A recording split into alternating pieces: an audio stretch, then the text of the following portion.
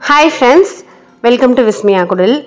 லேடிஸ்க்கு இந்த மாதிரி சின்ன சின்ன விஷயங்களை வந்து நம்ம தெரிஞ்சு வச்சுக்கிட்டோம்னாலே நமக்கு நிறைய வந்து டைம் சேவ் ஆகிற மாதிரி இருக்கும், வேலையும் குறையும். ஸோ நம்ம சாரீ வந்து ஃபோல்டு பண்ணுறப்ப அதோட மேட்சிங் ப்ளவுஸை வந்து ரொம்ப தேடி நொந்து போயிடுவோம்.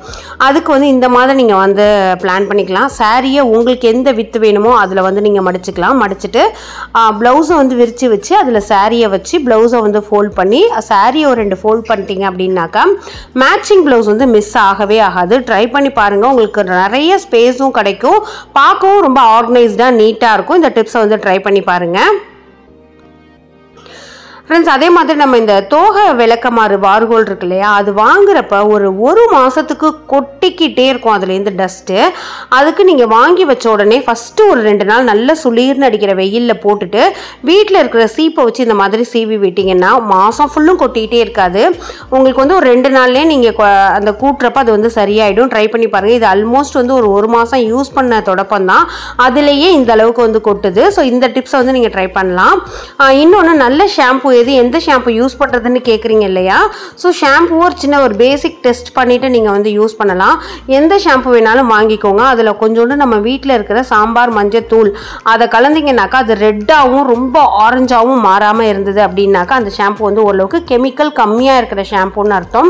அது வந்து நமக்கு யூஸ் பண்ணுறதுனால ரொம்ப ஹேர் ஃபாலிங்கோ இல்லை ஹேரில் வந்து ட்ரைனஸோ ஸ்ப்ளிட் எண்ட்ஸோ வந்து வராது.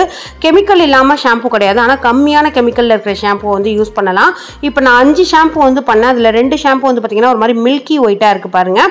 ஸோ இந்த மாதிரி நீங்கள் வந்து ட்ரை பண்ணி பார்க்கலாம். இதுக்கு சின்ன சின்ன சாஷே கூட வாங்கி நீங்கள் ட்ரை பண்ணிவிட்டு அதுக்கப்புறமா அதை கண்டினியூவாக யூஸ் பண்ண ஆரம்பிக்கலாம். ஸோ இந்த கலரில் லாஸ்ட்டில் இருக்கிறதெல்லாம் வந்து பார்த்தீங்கன்னா ஓரளவுக்கு அந்த ஆரஞ்சோட ஷேடை வந்து டச் பண்ணிடுது. இது வந்து நான் டவ்வு, பேண்டீனு, வெல்லா ப்ரொஃபஷனல் இந்த மாதிரி யூஸ் பண்ணேன். குக்கரில் இந்த மாதிரி ஹேண்டில் வந்து அடிக்கடி ஆடி போகுது அப்படின்னு சொல்கிறாங்க.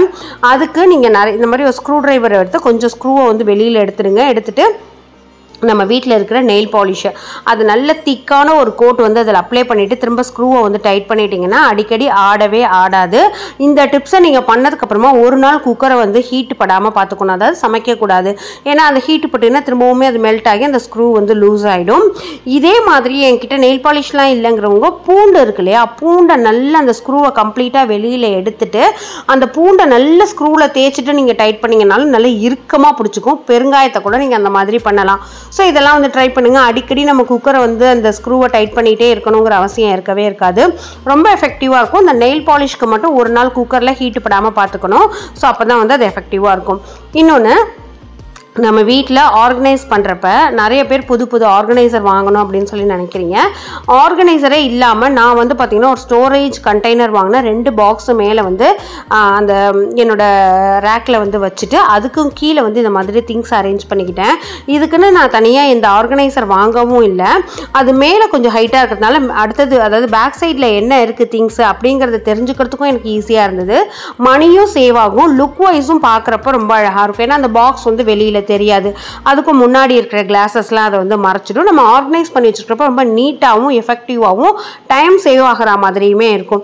இதை வந்து நீங்கள் ட்ரை பண்ணலாம். அடுத்து நம்ம பார்க்க போகிறது வந்து பார்த்திங்கன்னா ஒரு பெஸ்ட்டு மணி சேவிங் தான்.